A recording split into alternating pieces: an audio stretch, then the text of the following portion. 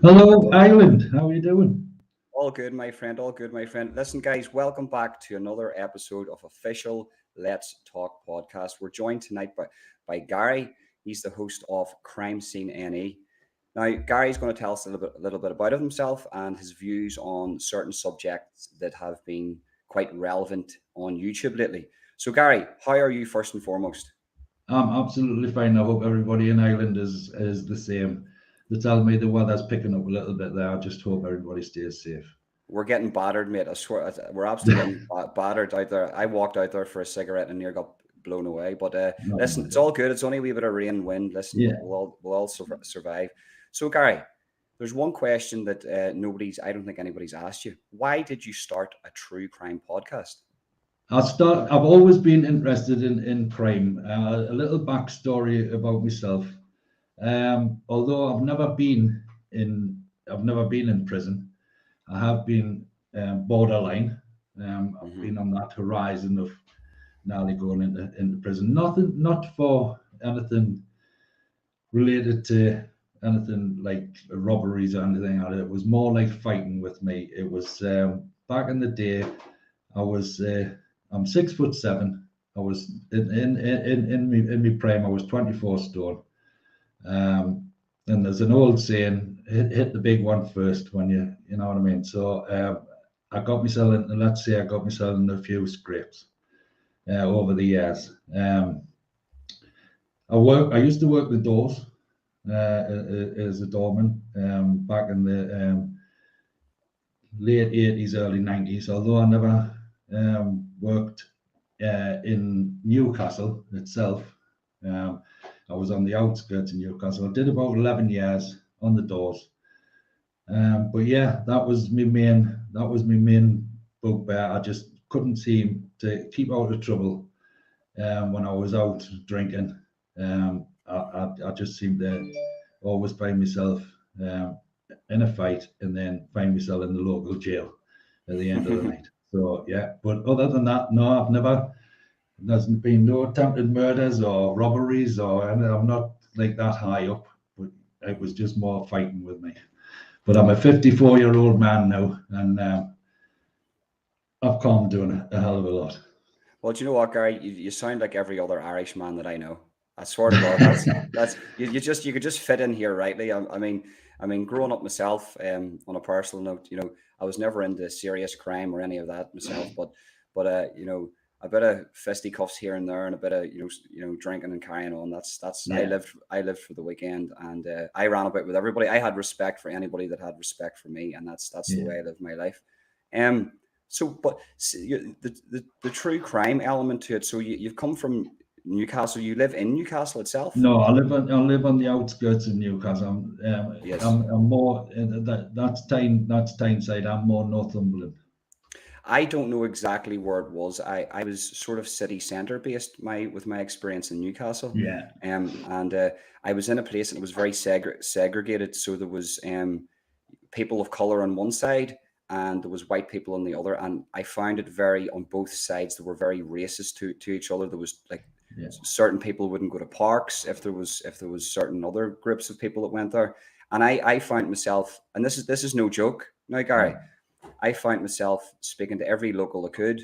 It was about 4 miles out away from the football stadium, and I yeah, I, f- I found that it was a beautiful place. Don't get me wrong, but speaking to the local people, like there's a big Middle Eastern sort of yeah. community there that And I, and they I, and I think it's like that in the cities, but where I yeah, am, I'm like it's more urban where I yeah, am. So it's yeah, like yeah, you yeah. know, it's But it's these still yeah. very it's still, although I wouldn't say it was neighborly, but it's still like everybody knows everybody.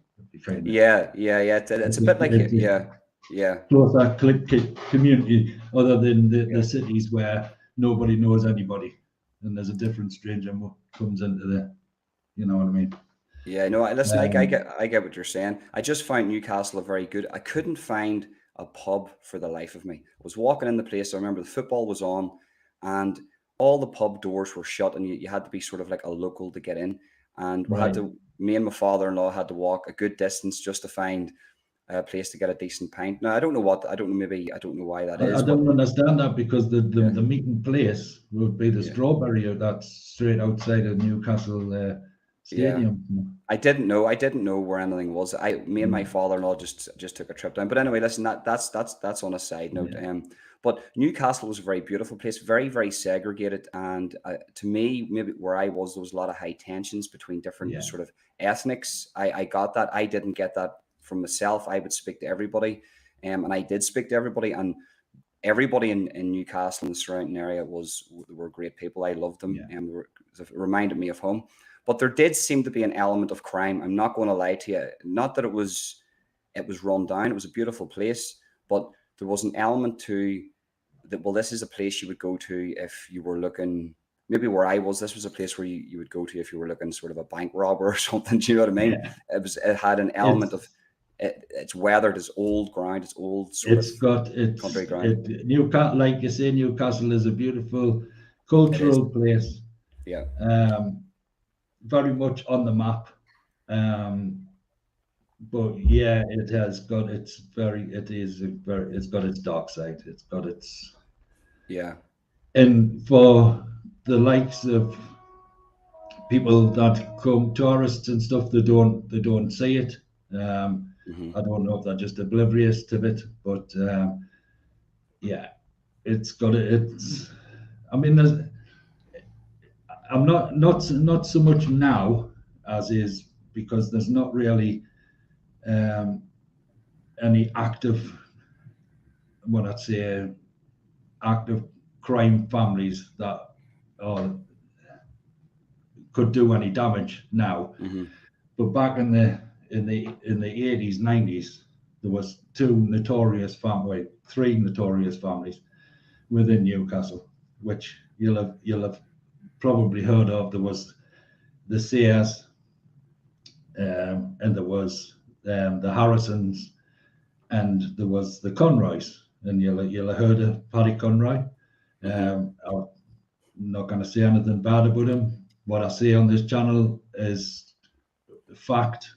He'll admit it himself. Paddy wasn't into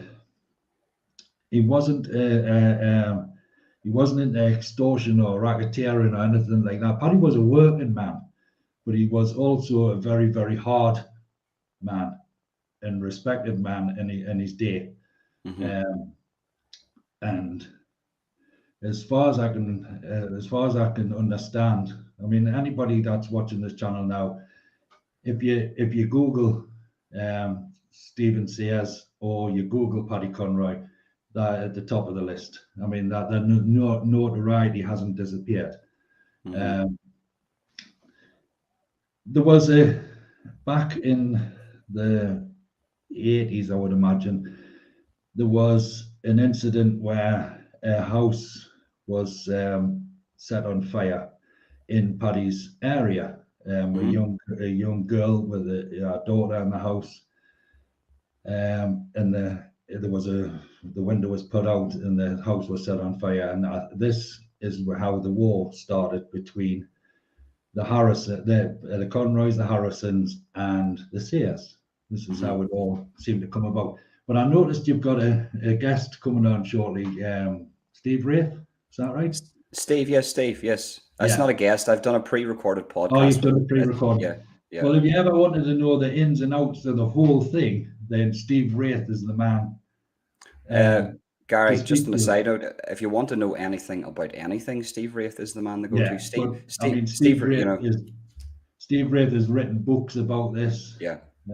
He's this, that, and the other. But yeah, that's how that feud came about. I mean, Paddy was accused of torturing a man. He was found not guilty for it. He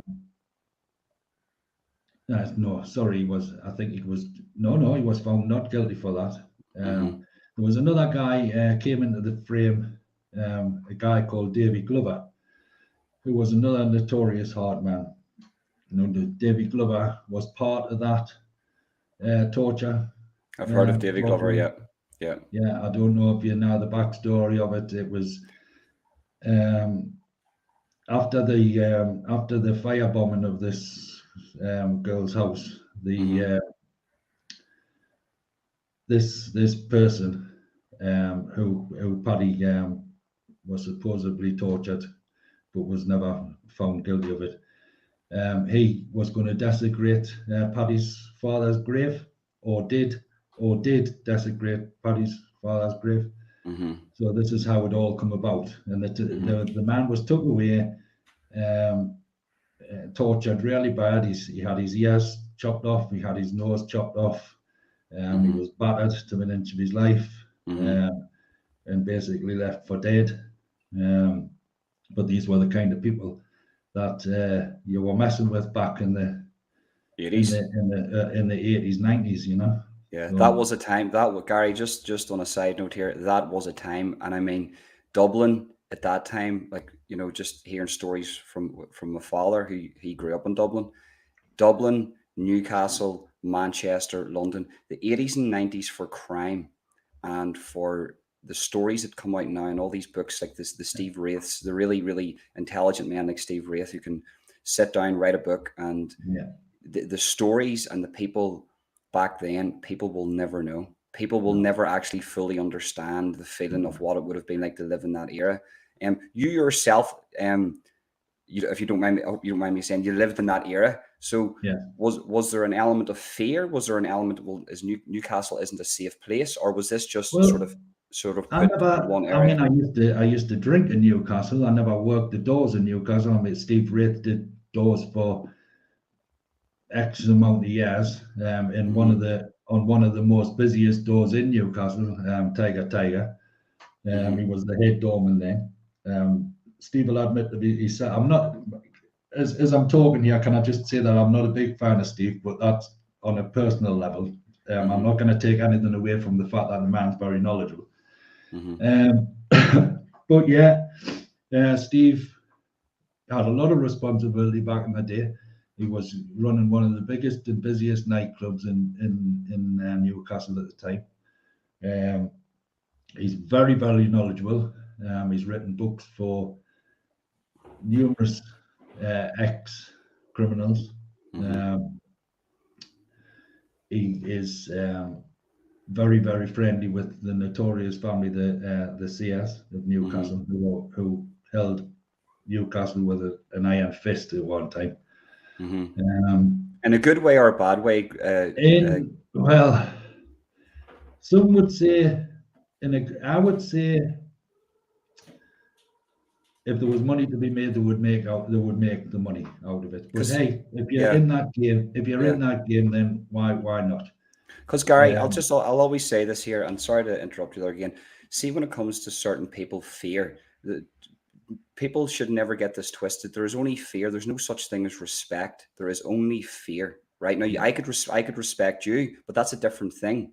Yeah. When you're talking about controlling a population, especially a city the size of Newcastle, in Ireland itself, I would be afraid to sell heroin because my kneecaps would just get blown out. That's just the way it is. People know that now. That's only quite recently that has came in where people are doing those types of things.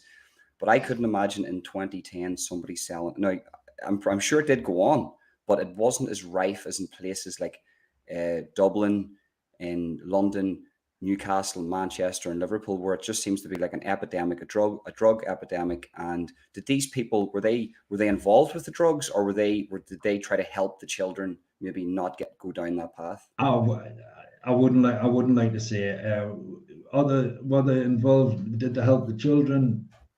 I don't know. These guys were Barra boys back in the day. The Barra boys in Newcastle. The carts with the fruit and veg on and blah blah blah. You had to have a license to do that in Newcastle, and as far as I'm aware, the CS.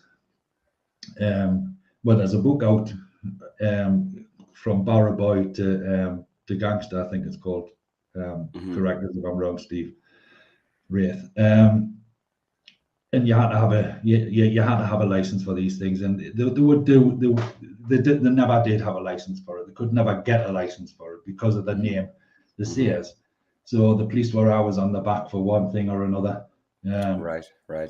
They've been accused of multiple murders all way over the years. The biggest one being Viv Graham. I mean, I don't know if you've ever heard of Viv Graham. That's a name that's popped up, Gary.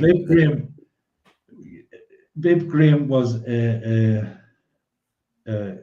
dad. He was shot at the age of 34 on New Year's Eve. He came out of a pub called the Queen's Head Pub in Wallsend at around about 6 o'clock. I believe he went into the shop to buy some dog food or something and went to his car. The gunman was there waiting for him and he was shot 3 times. That murder has never been, nobody's ever been charged for that murder, although the family at one time put £100,000 reward out for any information. Until this day, it has never been. Now, getting back to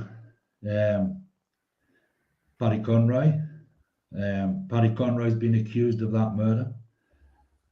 Paddy claims he's took a lie detector regarding that murder. He's never been he's never been questioned for that murder. Although it was said that over 1,000 people were visited within the criminal underworld and questioned over that. So whether or not Paddy just escaped that or not, I don't know. But he claims that he was never questioned or interviewed over that murder. Whether you believe that or not, that's entirely up to you. But I mean, Paddy will tell you himself. But Viv Graham was an extortionist. He was a racketeer. He was a huge man. He was a family man. He had 4 kids and a wife. What is he famous for? He's famous for that, but he's also famous for a video that was put out on YouTube. For anybody that's watching, can if you go onto YouTube and put in Viv Graham Hobos Nightclub, where he had a fight with the head doorman at Stuart Watson in the Hobos Nightclub. Stuart now is retired.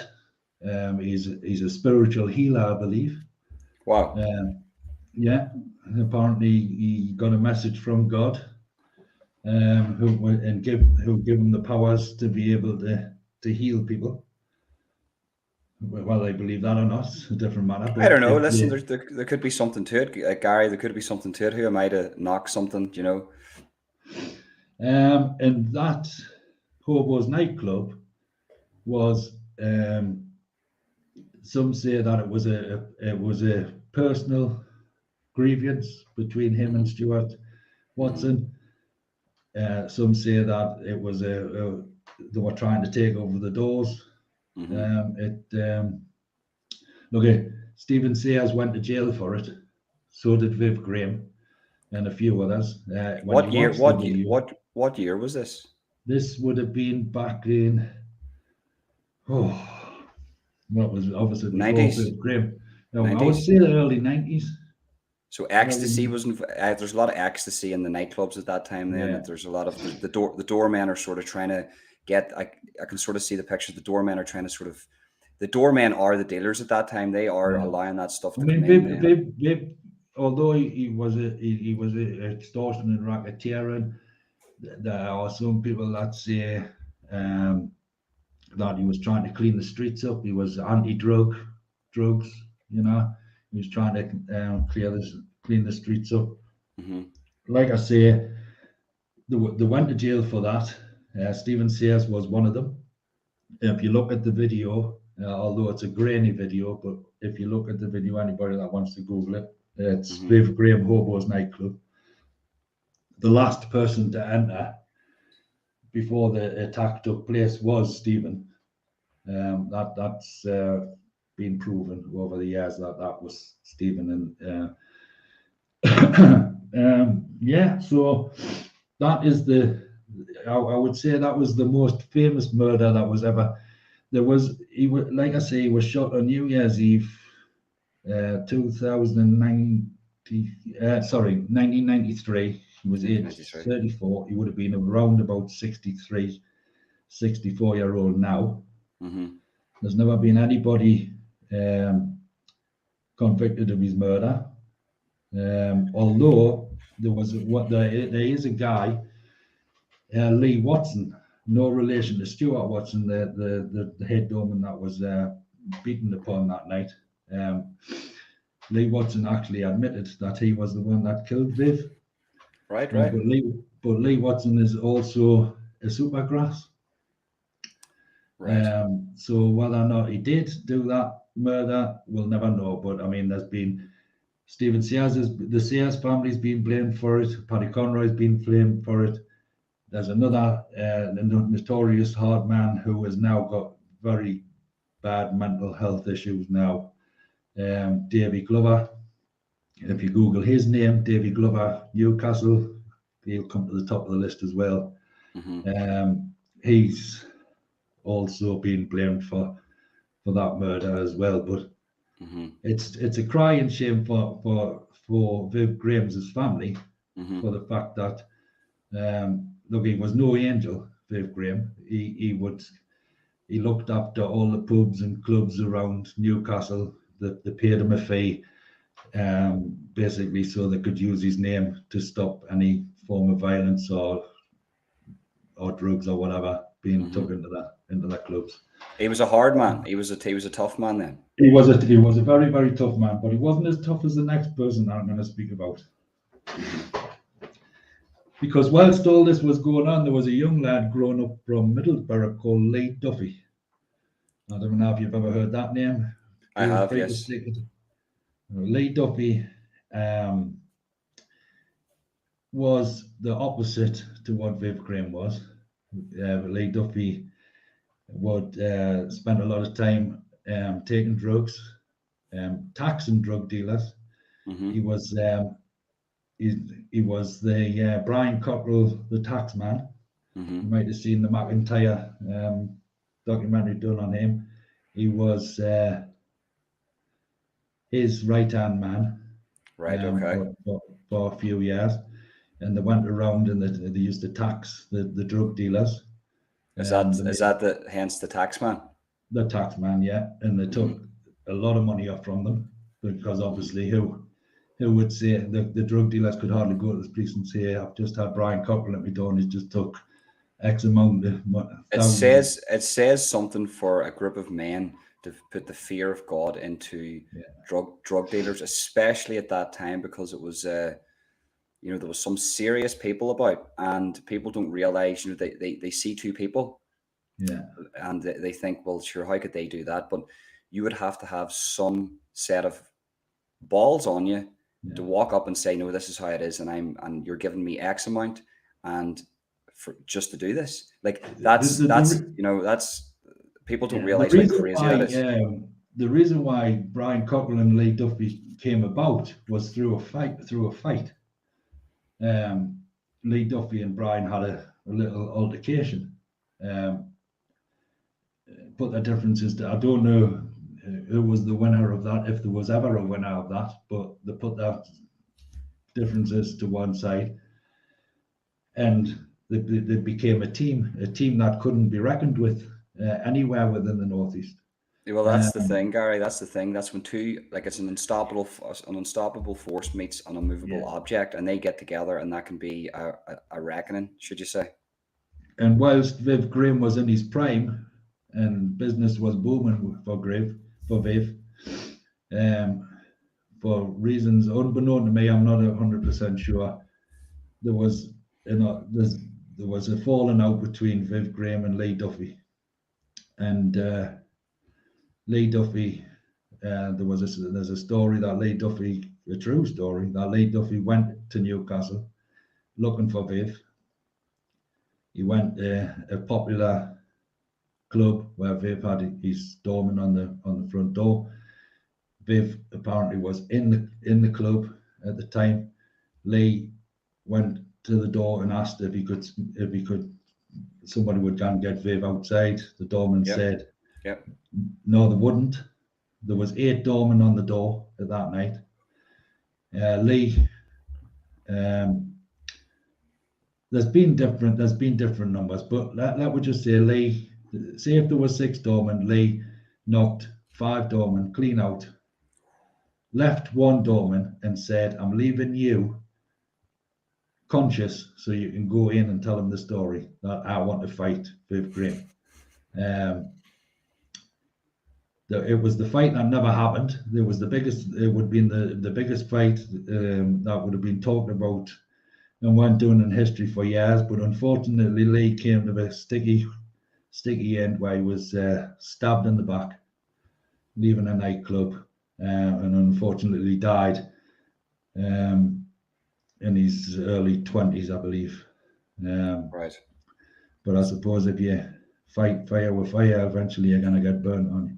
That is that life, Gary. People don't realize, it's glamorized. It's out in the movies. People think this is great, but you know what? This is what I'm saying. The reality of the situation is you may be the biggest, toughest, hardest man out there, but there's going to be somebody out there that'll just put a knife in your back, and that's the reality of it. Now, can I just ask you a question? Unfortunately, Viv had his day as well, didn't he? And at 34-year-old in his prime. Yeah. A sad story. Some say Viv was a really nice kind of guy, Some say Lee Duffy was a really nice kind of guy. Some say Lee Duffy was a bully. Some say Viv Graham was a bully.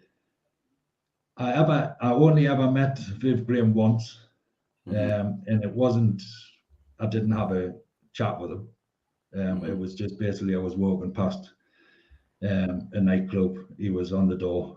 He wasn't on the door. He was just talking to the doorman outside. I knew him from obviously reputation and what have you. I passed the time of day with him. He passed the time of day with me, and that was it. So I can say that I did. He was a mountain of a man. Steroids, obviously, there was a lot of steroids there. It wasn't. He hadn't built this body up from, doing. I mean, although he spent a lot of time in the gym, he cheated a little bit with the steroids. Yeah. Whereas with Lee Duffy, as far there isn't any proof of them. I've ever heard anybody say that Lee Duffy took steroids. He was just a natural mountain of a man. Well, you can get that. You can get that too, Gary. You can get the natural. But the thing about it is, if I take steroids, right, and you take steroids, and we're on the same amount of steroids, like if I take testosterone or HGH or Turinabol or any of those things, the steroids might be different for you than they are for me. Some people are just naturally have got really, really good genetics, and if you have those big mountain genetics, it's a good chance that you're gonna have great genetics for taking steroids too, and you'll lean out quite fast and hold on to a lot of muscle. I can honestly, I mean, like I say, I've always been interested in crime. I've been involved in the fighting side of crime. But I've always had a fascination with crime, always been very, very interested. And that's why I started my channel up, basically. I mean, it wasn't the only reason I started the channel up. I've suffered from depression for 21 years. And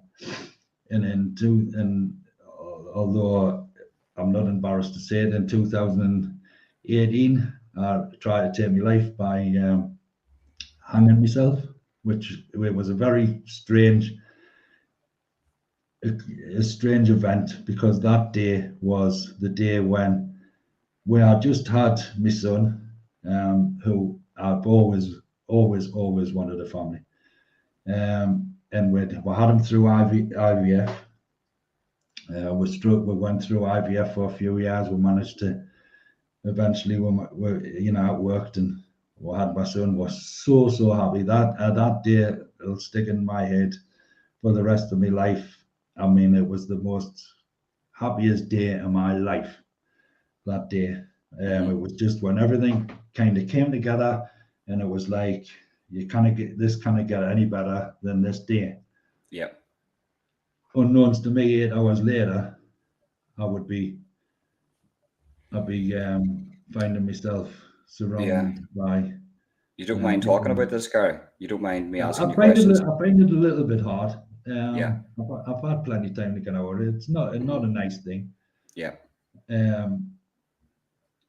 What happened that day, I honestly couldn't tell you. I have no recollection. I left my home. 8 hours later, I was found. What happened, I don't know. I don't know if I just had a massive breakdown. I have no idea. Thank God that I kind of remember that day. Did you always suffer leading up to that point, or did you not know? I suffered for 20 years. I suffered for 21 years with depression. But it was always under control. I never ever had any, and even that day, I've never ever had the intentions to harm myself in any way, shape, or form. It was the depression came around about it was just a regular visit to the doctors. The doctors picked us up on something, did a test, said, I think you suffer from depression. And as the years went on, and then I got diagnosed with depression, but I never ever felt as if I ever wanted to harm myself. Never ever.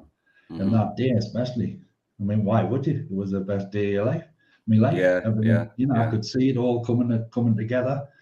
It was fantastic, and then just to find yourself leaving, as if you were being led away.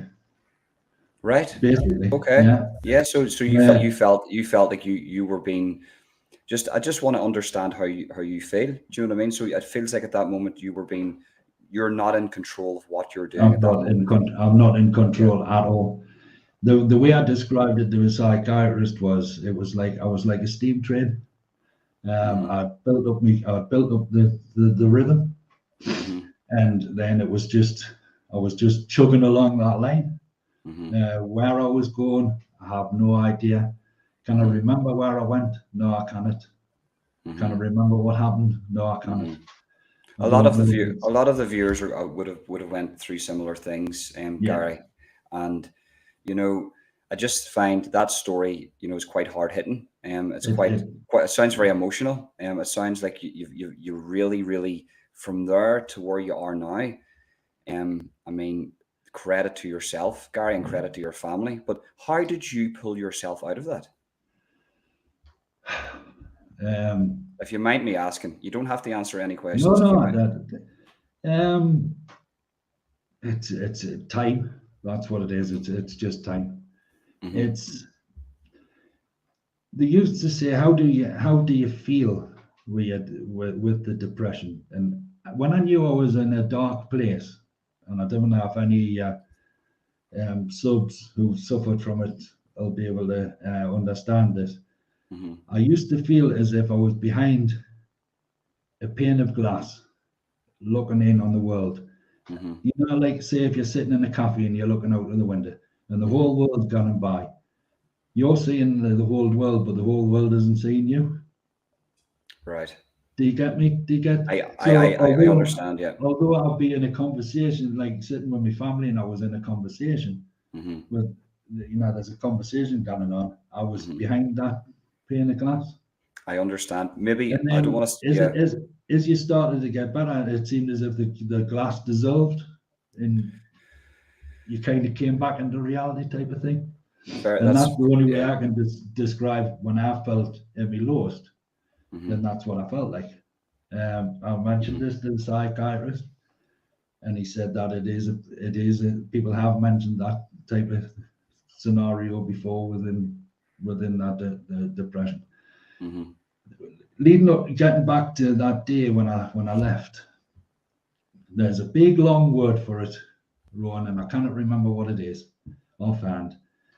But to cut it down in simple terms, there's a toxin within your brain, a certain part of your brain, and this toxin leaked, and it's very common with people that's got depression. Apparently, this toxin's got something to do with the depression. Mm-hmm. This toxin leaked in my brain. This is what they say, not what I say. And it interfered with the electrical fields within my thinking process. And that is where the blank, the non-memory part of it came. They said it's not really, it's not that rare, but it's not that common. If you understand Yeah. what I mean. I understand. This is just going off what a psychiatrist said. Yeah, but that's Gary. Just like that. That is. Was there any reason for that leaking? Was there? Did you bang your head, or did it just? Do them things just happen? That day. Like, yeah, they're saying there was like I don't know how them things work. I'm not apparently it was just that day, the emotions and that, and I think the way that I was thinking that day, because of the fact that my life couldn't get any better, and look what's happened. I've had a kid through IVF. I've went through all this, all these emotions leading up to this day. My son wasn't very well when he was born, although it wasn't anything. It was a little bit life-threatening, but not anything major. But the leading up through the IVF, the pregnancy was really bad. My partner got an infection, which led to a not being able to take any form of antibiotics. At the time, they had to make an antibiotic for her. It had to be put intravenously through her neck whilst my son was while she was going through the thing. There was a risk because this antibiotic had been made up fairly quickly. There was a risk that my partner could have aborted the baby. But if she didn't have this treatment, then obviously she was going to die through sepsis. It was so whether or not it was just all of that from the beginning of the IVF to the bad pregnancy to building right up to that day, and then me standing back looking and thinking, they can't get any better than this. We've come through everything, and maybe it was just then when that toxin was triggered. It was like an overload of chemicals. There was like something that happened. Probably, yeah. And then away I went. I left. I didn't say, oh, I'm up and I'm away. I just went out. I went out the house and just, there was no signs of what I was going to do. I didn't even have the intentions of doing anything. I just felt as if something was just dragged us away from the house.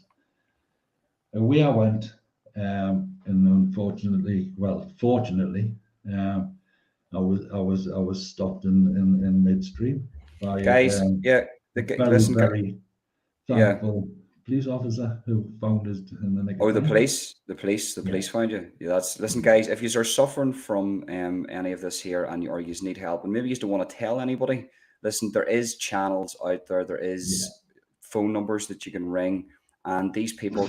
One of my friends, he works for one of these call centers, and he says it is there needs to be more of these and there needs to be more promotion of the mental health. There's all different types of mental health. A lot of people maybe can't resonate with you, Gary. There'll be a few people because your story that is very, very it seems very, very hard hitting, and it's what you've been through to where you are now. I mean, mental health, everybody suffers from their mental health a little bit, but what you went through was and where you are now is absolutely fantastic. And, credit to you and your whole family, Gary. I mean, top man. When I started this channel because when, a year before COVID, I went away to Spain on holiday. My parents had a place through there. They've just recently sold it because they're at that age now where it's getting, and plus with the Brexit thing and insurances and stuff like that.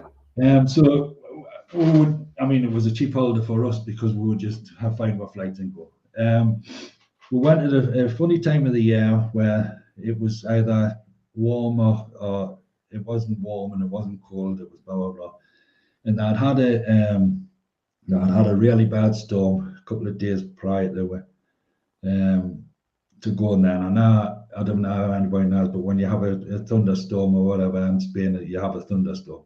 Yeah. And I was itching to get into the pool because I always used to love having my breakfast, then going to the pool, blah, blah, blah. And it was full of leaves and this, that, and the other. But they did manage to get it cleaned. And in I went. And about 2 days prior to us coming home, I started to feel really off, really not well at all. Very spaced out, very this, that, and the other. And I ended up with double pneumonia, which did a lot of damage to my lungs. Although I've been a smoker all my life, so I cannot really completely blame it. But it didn't do us any favors. And then I ended up with COVID, and I was really ill with the COVID, which has left me lungs absolutely done. I'm done.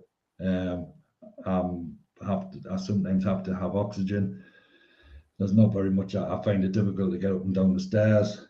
And this is when I thought, your working days is over, because I've always been a manual worker.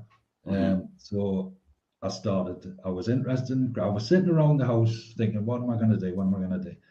And obviously in the early days with my son, you know yourself, you never have 5 minutes to yourself anyway. You know what I mean? You're changing nappies, blah, blah, blah. You're flat out. You don't have the time to do anything. Yeah. You're just flat out. So yeah, flat out. Yeah. And then as he got older and his needs he wasn't as demanding. There was these intervals, 3-4 hours of doing nothing. And I'm not a man to sit and do nothing.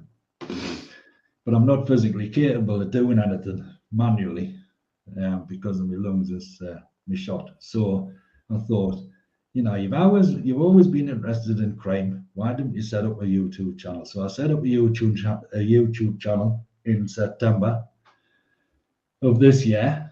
And when I set up the YouTube channel, because I was so interested in crime, I started scrolling the internet and I came across the Paddy Conroy, and I came across Stephen Sayers, and I came across other, and I thought, this is great. This is just what I need.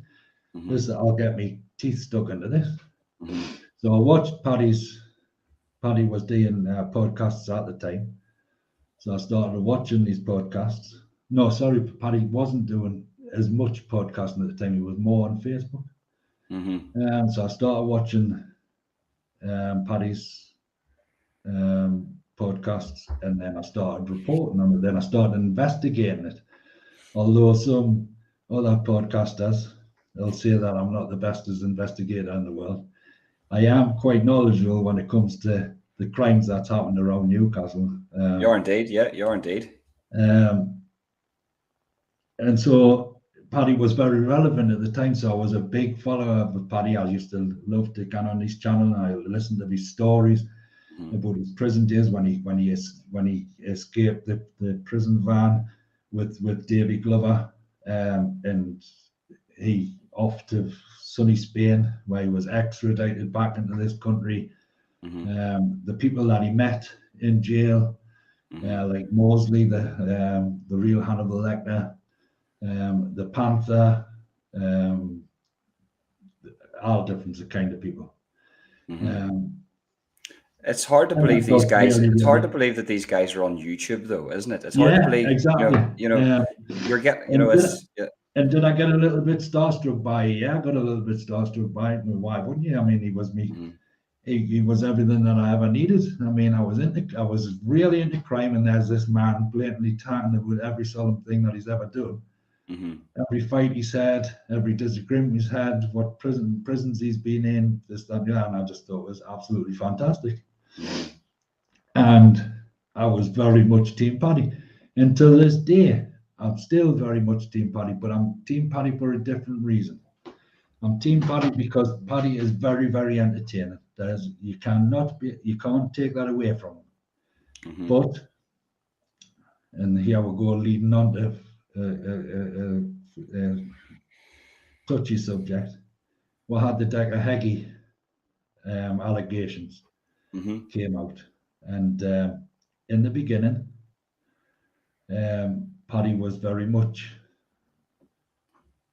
supporting Decker in it, and then suddenly turned. But I don't know if it's just Paddy's way. I don't know what it is with him, but once he's took a dislike to somebody, he'll go all in with the situation. Yeah. And I just didn't like the fact that what he was saying about a man they were all just allegations towards this man. There was never any firm truth to it or any firm evidence. It was just all allegations. And I thought, from a man that has been accused of multiple murders over the years, would have had a little bit of empathy. But unfortunately, he hasn't. You mean a man that was accused of multiple murders and didn't do those murders? Yes. Sort of was wrongly accused and was Wrongly accused. Yeah, There were yeah. only ever allegations. He's never ever been charged for them offences. So I thought he might have took a little bit of empathy, which he didn't. So am I still Team Paddy? Yeah, I still like watching his channel. Do I like the way that he's went on regarding the allegations towards Decker? No, I didn't. Getting back to the allegations towards Decker, I've watched his expose, but what I will say before I just touch on the expose, I'm only going to just touch on it. Prior to the expose coming out, unfortunately for Decker became very relevant, and because of the allegations that were being made against him, I thought it was relevant for my channel, as it was basically there could have been crimes, couldn't there, at the end of the day, and that's what my channel is all about, crime. So that's it. You're a true crime channel. You're going to talk about it. Yeah. So I wanted to talk about it, and I continue to talk about it because it was very relevant, and the trolling started because I would sit on the fence.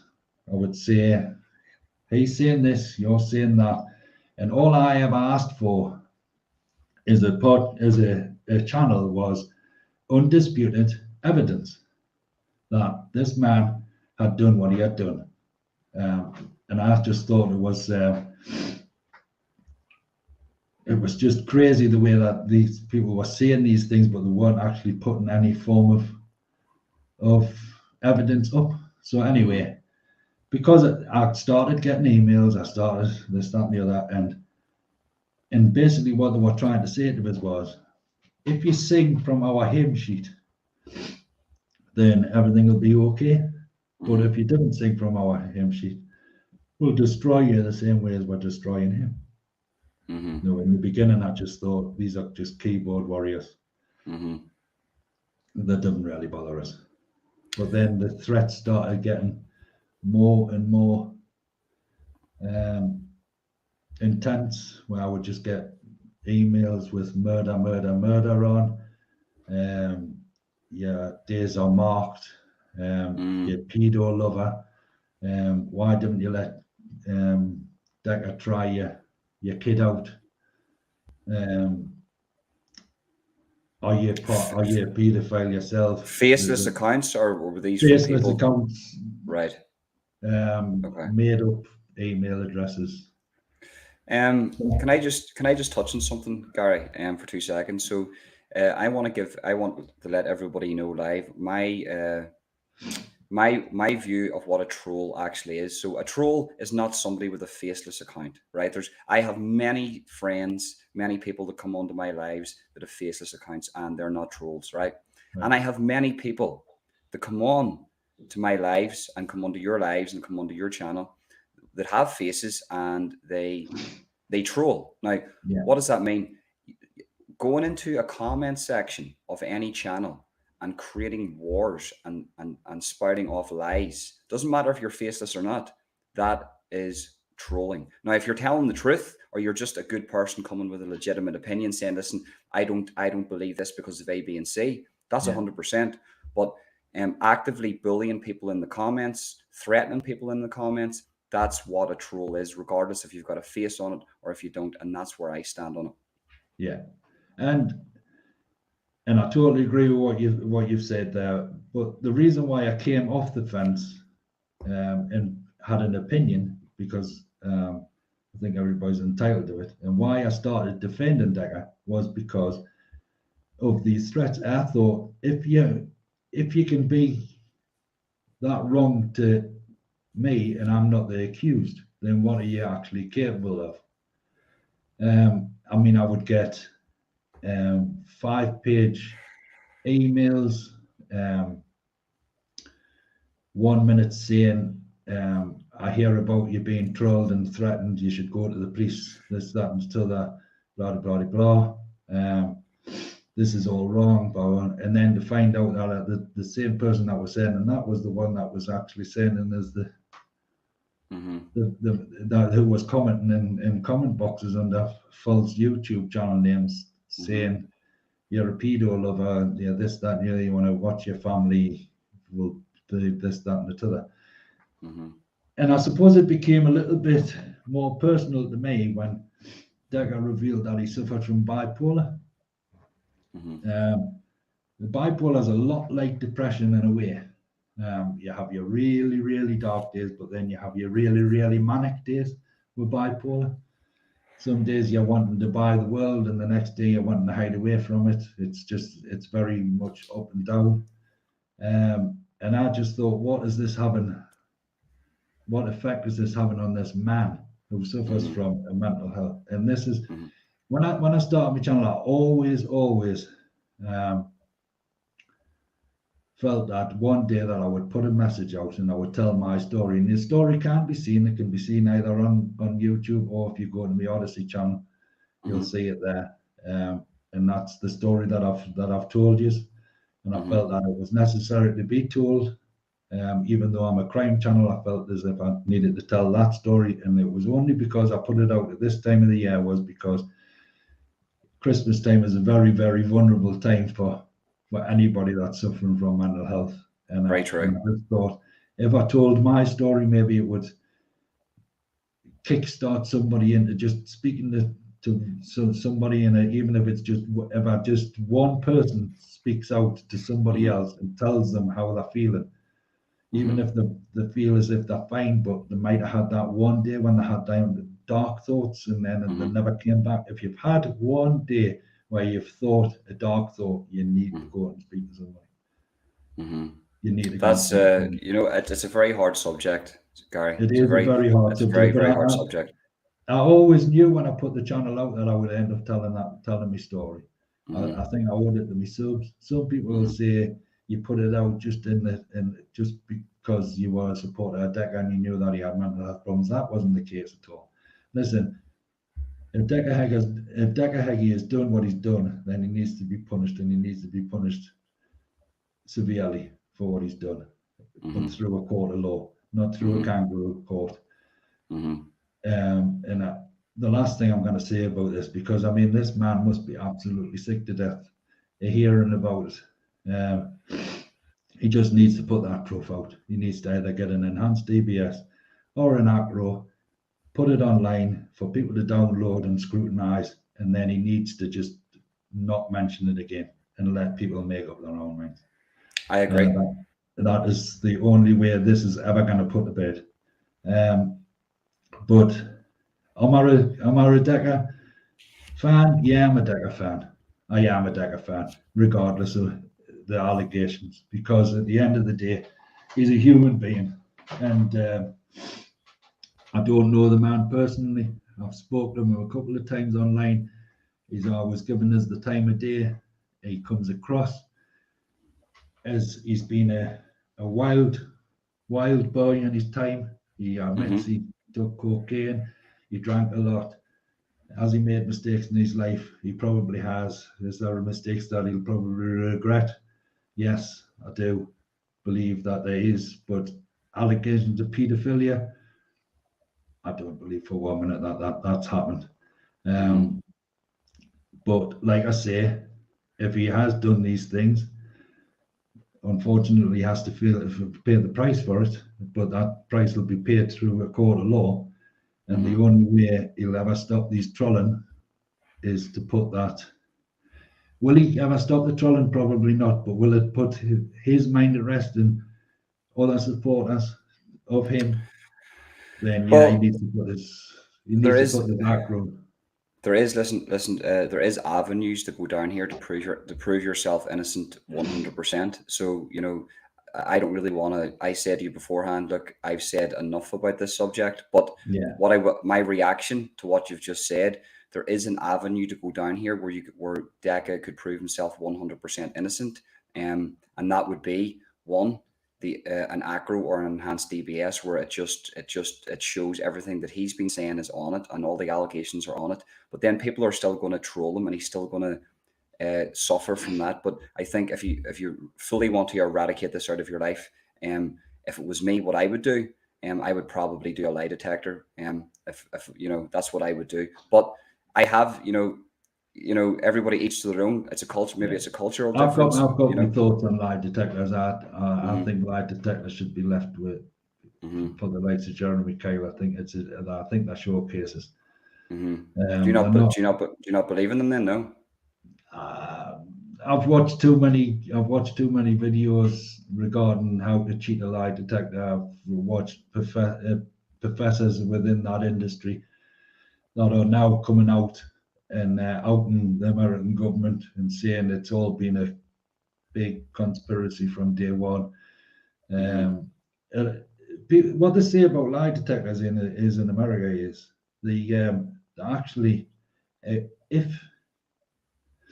if you're a criminal in America, you've got more chance of passing a lie detector than you are if you're an innocent person, because you're not remorseful for the crimes that you've took. So then your sweat glands and however they do blood pressure, sweat glands, pulse rates and stuff.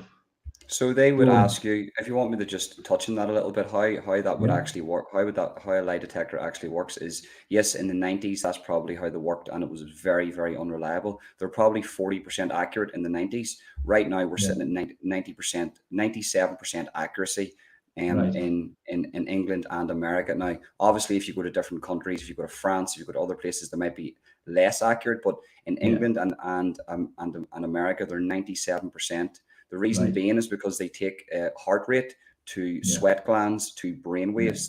They will go through about 50 questions with you, and they will make you lie, and they will know you whenever you're put under pressure, when you're not under pressure, when you're calm. They will do all that, and they'll make sure that you are 100%. It's 100% legitimate, and then they will make up a pattern of when they know you are lying, and it goes from anything between -1 to -15 is a lie. Anything between a +1 and a +15 is telling the truth. And I think a +1 to a -1 is inconclusive, but that's a very rare case that happens. So today it is a legitimate thing. And I know people out there are very much against this because it is only 97% accurate. The reason why it's 97% accurate is because there is people out there with a set of skills that can beat a lie detector. But you're talking about people, you're talking about sociopaths who don't have feelings. So I would look. I spoke to Deca. The man does have feelings. This whole situation is tearing him apart. And the reason why I bring up the lie detector test is not to prove him guilty, is so I would know that would put it to bed, and that would be his mental health, the recovery for his mental health. Would you not think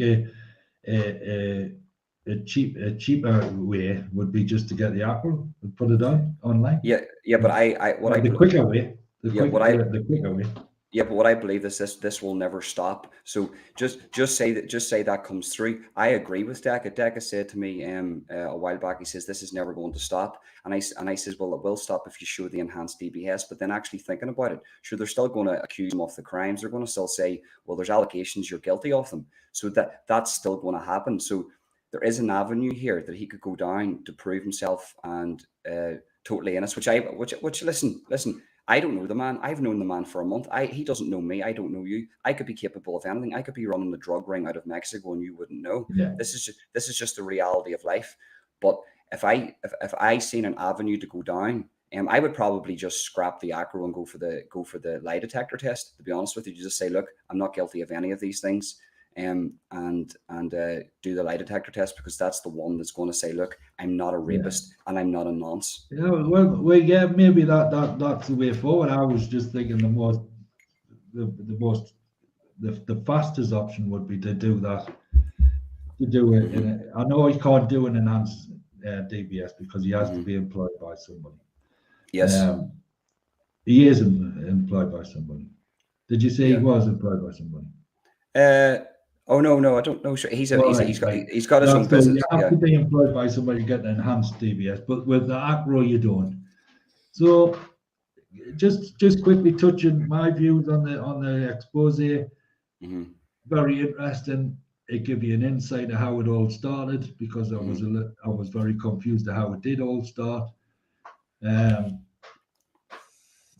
Does the expose take away the allegations? Does it put it to bed? No, it doesn't put it to bed. It basically gives you an insight in how from when it started to the present day. So, and I would say that Deca is somebody that, you know, who cares about him regardless if he's guilty or not. You need to put that out road, and you need to put it to bed or do a lie detector test, something that is undisputed. That's what he needs. Some undisputed evidence to say he's done it, he hasn't done it, or whatever. That's never going to happen though, because it's just allegations. The thing about it is, no, I'm saying Deca needs to. If Deca did a lie detector or an ACRO, that's undisputed. Oh yes. Undisputed proof that. Yes. Look, I've told you for X amount of years I never did this. Here's the results. It proves that I didn't do it. Trollers, if you want to trollers, I'm moving on with my life. Deca said in recent videos that he's gonna move on. He's not gonna. This is just. He's not bothered. Deca will never ever be able to move away from these trolls, because it'll start getting back into his head again, and he'll feel it necessary to come online and defend himself again. Yeah, listen, there is avenues there, you know, that's all I'm going to say about that. Listen, you know, I can't speak any more on that, Gary, because I didn't want to, because I didn't want to give these haters a reason to jump on. You know, I didn't want to. Listen, it is what it is. Getting back. I mean, are we all right for time? Are we all right? Yeah, you listen. You work away, mate. This is right. Getting back to the good old days of crime back in Newcastle and allegations. Well, we're back to allegations again on a different level this time. We're on about allegations of murder, unsolved murders within Newcastle. Now, there's another very famous murder that happened in 2005. There's a little Northumberland place called Sparty Lee in Northumberland. You might have heard, if you've any followers have ever been on Paddy Conroy's podcast, you'll have heard Paddy Conroy mention a man called Don Graham. Don Graham or Don Donald T. What are his nickname? What was them? One of them non-stick pans called T. Oh yeah. Teflon. Yeah. Don Teflon Graham, Yeah. because crime never stuck. Right. Okay. Yeah. So getting back to the crimes, the unsolved crimes within Newcastle, and again, these two crime families, the Sayers and the Conroys. This man came come to light in 2005 when he was in a relationship with an heiress called Janet Brown, who had a farm up in Spartley Lee, who was very, very well off. And over the years, before Dunn was convicted, I think it was in 2005, he took over £800,000 Right. from her. Wow. Dunn used to drive around in Porsches and Lamborghinis and Range Rovers and blah blah blah. So anyway, Janet Brown went missing, and I believe it's the only. I think it's the only time that Northumbrian police has ever convicted a person with a body still being. They've never found a body to this day, although. I heard about that. Just Yeah. so was that on? But Was that on Dunn was Netflix? Dunn was convicted of a murder anyway.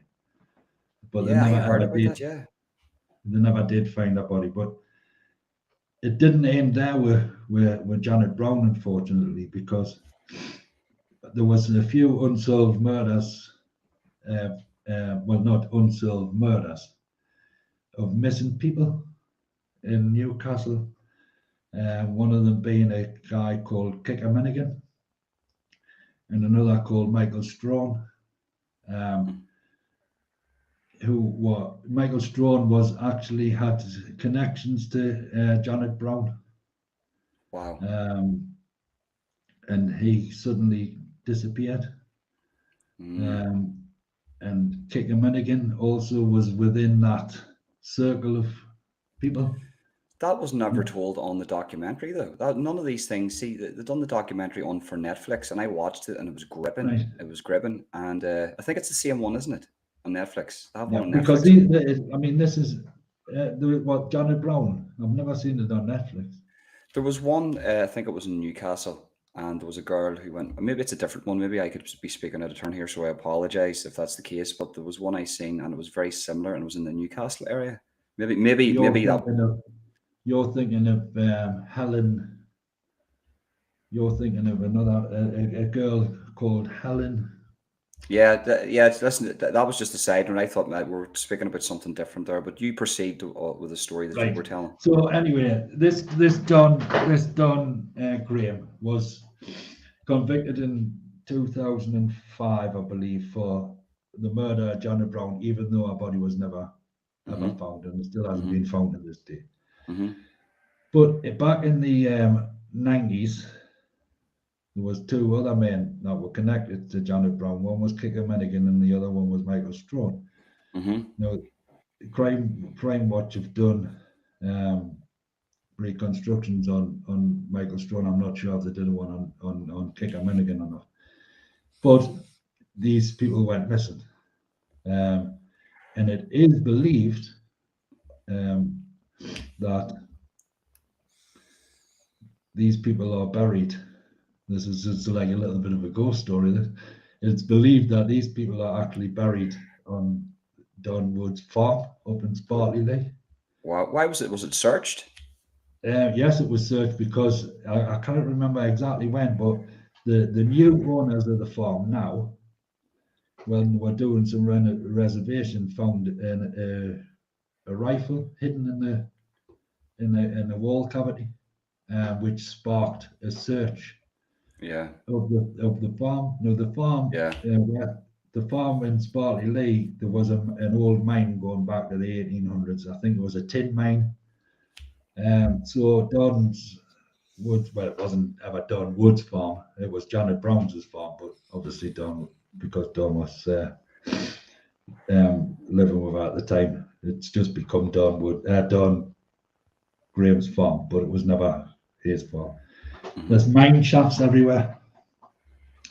In the early 90s, I believe, there the bin men, the refuge men, went on strike, Mm-hmm.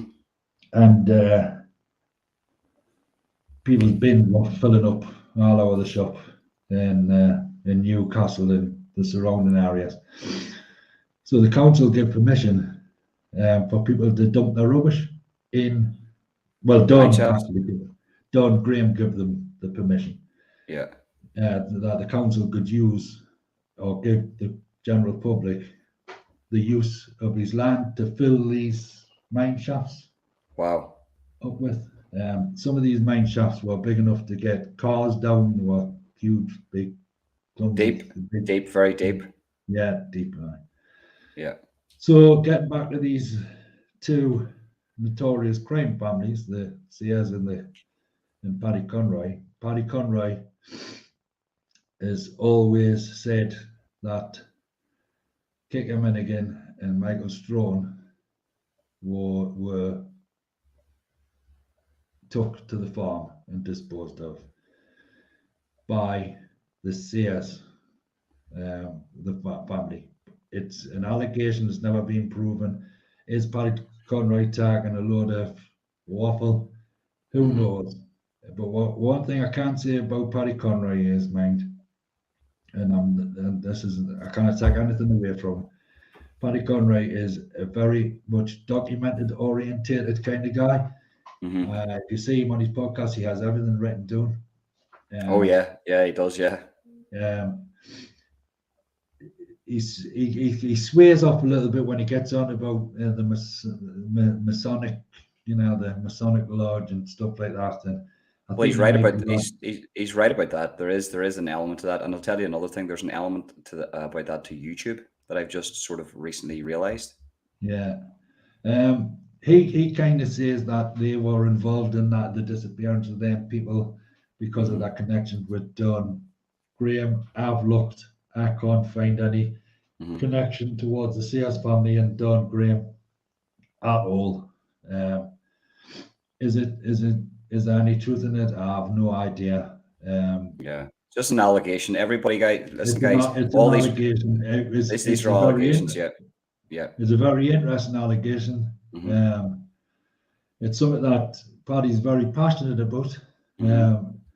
I will say this one thing about Paddy is when he talks about certain subjects, he may not talk about them for maybe 2 or 3 weeks later, maybe it's a month later, but when he talks about them, again, they're very much word for word. That doesn't really sway away from the facts. So is he telling the truth about these unsolved mystery disappearances? Who knows? I would like to think there was an element of truth in it, so I get my teeth into it. But who knows? But that's absolutely fascinating. Paddy is an interesting man. I do watch him now and again. Unfortunately, because I'm making content, I don't get to watch a lot of content. Yeah. But when I do flick through, he is like a walking book. He's an encyclopedia of crime knowledge, should you say? And we'll give him his props when it comes to that one.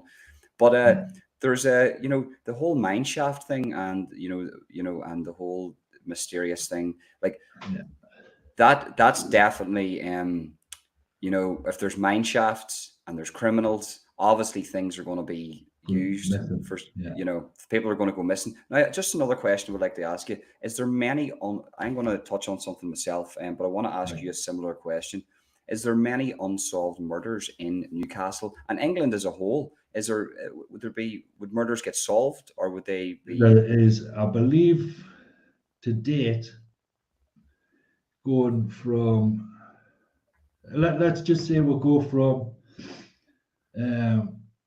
just before the shooting of Viv Graham, say the early 90s, say from 1980 up until the present day.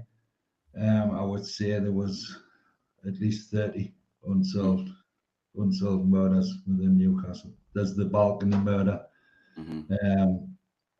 Make it of what you will. There's a murder where a lad was thrown from a balcony.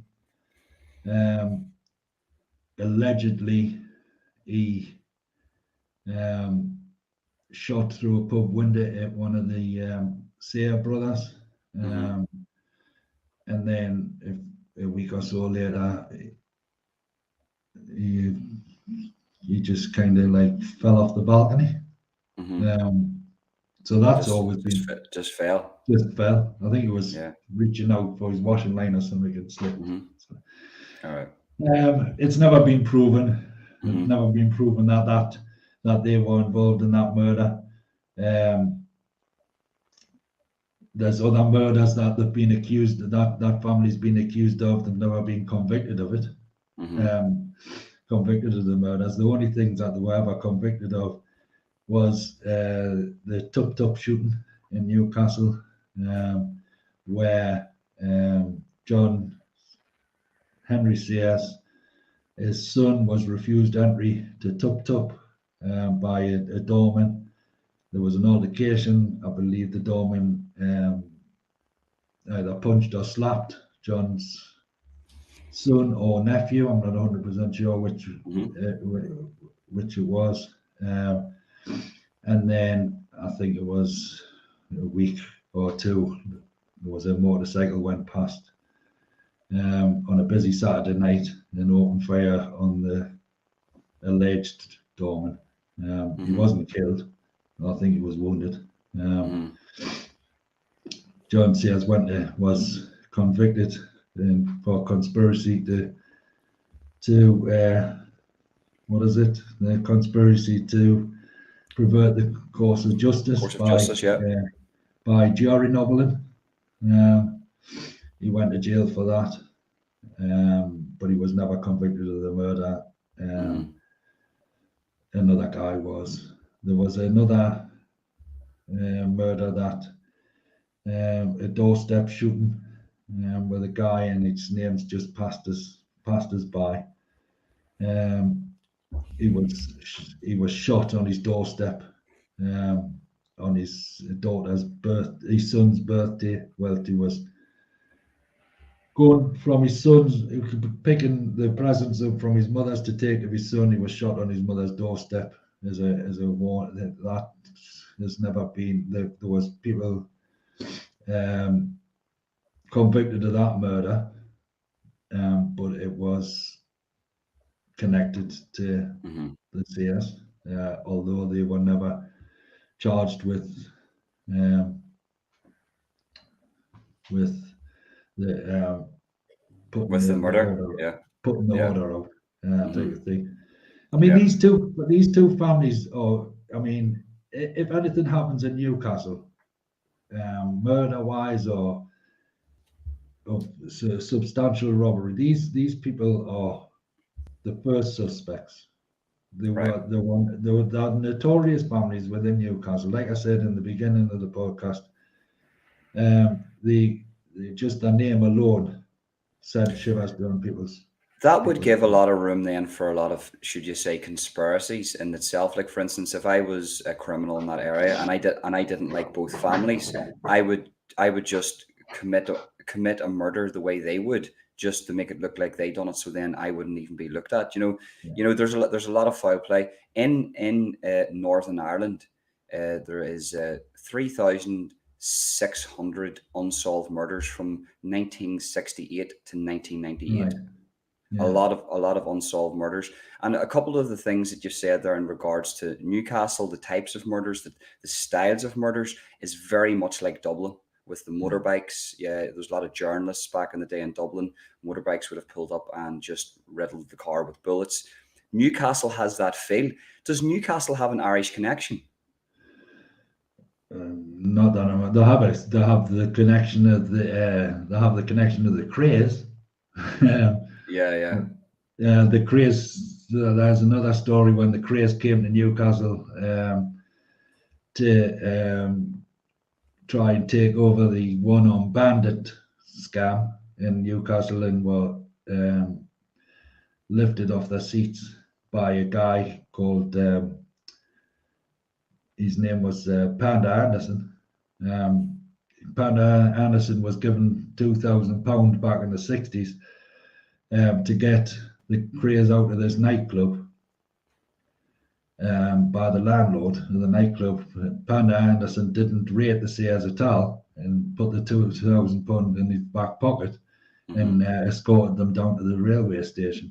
And I think they lasted all of about 8 hours in Newcastle. Yeah. Listen, Panda Anderson he was a notorious, unfamous hard man. He never had the notoriety, whatever the word, I can't say the word, notoriety of like notoriety. Like the Sears. There's a lot. There's a lot. They reckon that was in connection with the Angus Sibbott murder back in the 60s. They reckon because Angus Sibbott was part of that scam, the one-armed bandit scam, and apparently the Greys wanted a part of that. They wanted a part of everything. Angus Sibbott was found shot in the back seat of a car in a place called Hetton in the 60s, at around about the time when the Greys were in Newcastle. So make of that of whatever you want. Gary, you've got so many stories. I'm not joking. We could pick one of those stories, right, and talk about just one singular story for 2 hours, and I could listen to you all night, mate. I swear to God, you're very, very knowledgeable on all this stuff, and it's. Well, I'm not as knowledgeable as some, and maybe some of my facts may be a little bit off, but they're not that far away from the truth. It's dates and names that I get mixed up with. Yeah, I'm the same. But yeah, listen, like I said from the beginning, crime has always been my passion. I've always been a one for, even when I was a kid, I've always been a one for listening to storytelling. Whether or not to be a hard man, or I've got connections to Jack Charlton. Sissy Charlton was me granny's cousin, and Jack and Sissy would come to my house when I was a kid. Wow.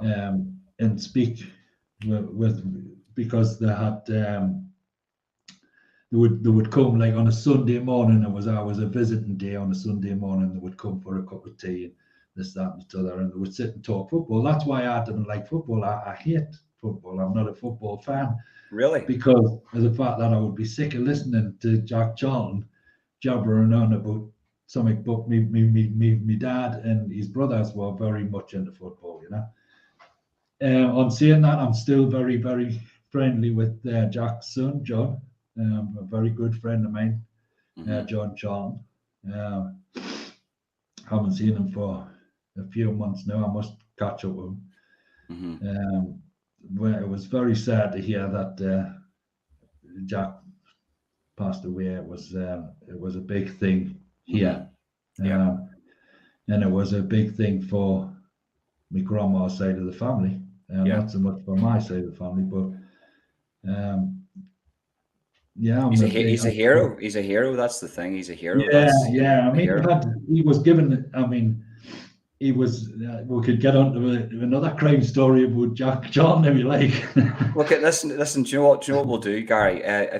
What we'll do is, if you want to come back another night, or that would be amazing. You know, when Jack became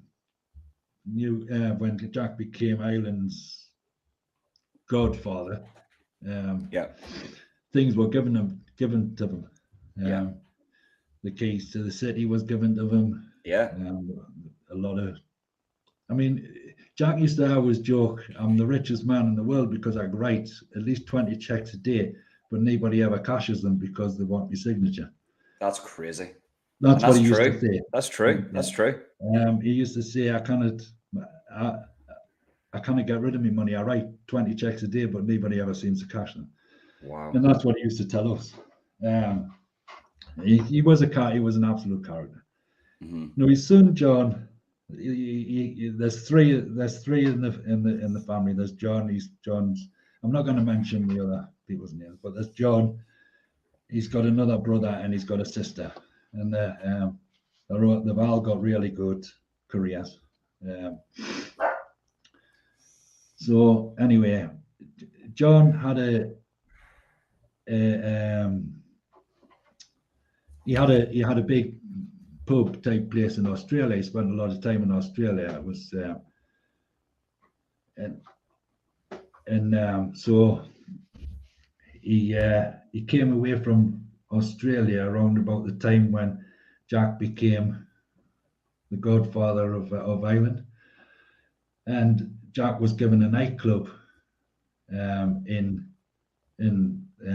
Dublin. Dublin, yeah. Yeah, a very popular nightclub as far as I'm aware, and John, his son, run it, and they were getting a lot of grief. That's when Dublin probably was a good crack. Now, if you want to buy a pint in Dublin, you have to remortgage your house because of the corrupt politicians down there. But I would say that would have been some crack to be in that pub just to hear. So they were getting a lot of trouble in this nightclub. Something that John, because John isn't a hard man. He's just a businessman. That's how John is. They were getting a lot of trouble in this nightclub, and they couldn't seem to get it under control. And there was a message put out. Well, would I say it was put out by Jack? I have no idea if it was put out by Jack or not. But there was a very notorious criminal family from Belfast, which I'm not going to say their names neither, arrived at this nightclub. And can we just say that there was a few people got wet that night? Brutal. It's brutal. It's just they were turfed out the nightclub and severely dunked in what I can only have been probably the river that's running through the middle of Dublin. So, Dublin. Yeah. And I can remember when John then bought a pub in England. It's called the Charlton's Bar, if anybody looks it up. Charlton's Bar in Camas, Northumberland. Still there, still running it. And he had a little bit of bother in there because this pub was like a kind of like out the way type of place. And I was drinking there at the time, and obviously I'm not scared to get into it, but unfortunately I couldn't really do anything with these people that had made it their home type of thing. And they were doing dirty dealings and what have you. And although it had been a while since Jack had anything to do with Ireland, he's obviously was still very, very well respected and connected. He was a connected man. He was a very connected man. And John pulled that favour in again from this notorious family from Belfast. And I remember I was in the bar at the time when I can only describe I cannot describe the people. I can only describe what the aura that came with them, and that was absolute fear. And where the bar is, John's Bar, is very much near the sea. And can I just say they got another dip in that night as well. So crazy. That's what I'm saying. There's Ireland and England are very connected. People, regardless what anybody wants to say or has to say, Ireland and England, there's the only difference is maybe the Republic of Ireland has a few euros. Britain has the pound, but we're the same people. We just speak a bit different. And yes, I could just imagine we should have. we should talk about this. We should talk about actually just pick stories like this here and come back on and talk about this because they're very fascinating. Can I just quickly say what is the feeling now after the Troubles? With people, is it the same now? I mean, I can remember back in the early 90s, I went when it was the punt before it was even the Euro. Yeah, there are the days you want the punt back. To be honest with you, the punt is a missing thing. I was welcomed with open arms in Ireland, in north and south. Listen, this is the stigma around sort of English people and the Troubles, and then the Irish people. There's not one decent Irishman out there that would want to hurt a decent Englishman. Now, where the trouble comes in is maybe the British soldiers and the brutality towards the Catholic people. Now, as a child, my father was in the army. He was in the Irish army, but he always taught me it does not matter what military, what country they're from. You show them respect, and I was always brought up to show respect. I spoke to British soldiers, I spoke to Irish soldiers, I spoke to the PSNI, I spoke to anybody that was going to show us respect, and that was the morals my father gave to me. But listen, because of the Troubles, and I was born in 1987, so the Troubles were still going on. I was quite secluded because I lived out in a farm, but as I grew up and I went back I was just coming out into the world, just sort of trying to find my place in the world. There was still that element, and for instance, if I had to go to a nightclub in Belfast, I would actually have to change. I would have to change my name from Ronan to Billy, because it's like it's sort of like a neutral name. Because if I walked into the wrong place, maybe there was somebody involved with some faction or some group, and his name's Ronan, he's a Catholic. There's a good chance that you could be you could be severely beat up. Growing up it is, but fortunately, I do see the generational thing kicking in now, where you have these really young people that are mixing the Catholics and Protestants, English and Irish, Republic of Ireland, And I think that's a good thing. But Gary, I have to say this, and people will not like what I have to say here, and this isn't to do with all Protestant people or all Catholic people. There is a faction of people in Northern Ireland that are so detached from reality, and they don't. When you speak to these people and you say the Troubles, they don't even know what you're talking about. Like, they're higher class Protestant people, and you'll go to school with them. And if you're not doing a business degree, or if you're not in the Rowan Club, or if you're not in some sort of Connect East type group, then they'll just look down on you. And they never really suffered from the Troubles. It's the hardworking Protestant people, the hardworking Catholic people, the sort of working class people in Northern Ireland, the Republic of Ireland, and England, that were caught up in this terrible, terrible, terrible war. But today, as it stands, yes, I have lots of stories that I've went through, and I'll be bringing them out on my podcast. But today, as it stands, yes, there's still an element of one time a year I am hated in my own country. I'm just going to say it. That it's the 11th night. A Catholic is just absolutely hated. I don't care what anybody. That's another big interest of mine. I would love to get somebody on that has actually who lived through the Troubles. Yeah, well, I listen. There's one guy that comments. Listen, the reason why a lot of them don't, right? Because people do not realize the level of trauma these guys have went through. This isn't just a couple murders and people getting beat up in a bar. You're talking about bombs, the threat of dying every day. Your kids going off to school. You don't know whether they're going to come. So I wouldn't like to think what these people went through. I had a conversation with an American. I'll be getting him on my podcast soon, and we disagree about a lot of things. We talked about guns, and I says, listen, the war between England and Ireland is twice as old as your country. So the thought of a gun to us, yous are still a very new country, America. Yes, yous are the superpower of planet Earth, but at the same time, the thought of a weapon and the legalized weapons in Ireland and Northern Ireland and England, the thought of a weapon to us probably makes us sick, the average person sick, where because America is a new country, they're all just about weapons, guns, and yeehaw and all this here.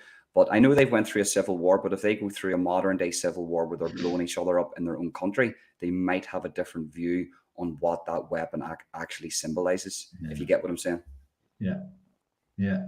But Gary, that is the end of the podcast. And listen, you're an absolute gentleman to come on. It's an absolute honor to get you on. Your stories are fascinating. You're very, very knowledgeable. Where can people find you on social media? You can find us on, if you just put in Facebook, Crime Scene, just put Facebook Crime Scene NE, and they'll find us there. Or there's links. I'll put the links in all in the description of this video. There's links on my channel. Ron, it's been an absolute pleasure. Thanks ever so much for having us on. I hope you have an absolutely peaceful and brilliant Christmas. Same to you. And we love guns out to those in Ireland. And thanks very much for having us on, mate. And have a great Christmas. And I'm sure I'll speak to you again in the new year. Thank you very much, Gary. It was an absolute pleasure. Peace, guys. No problem, mate. Bye.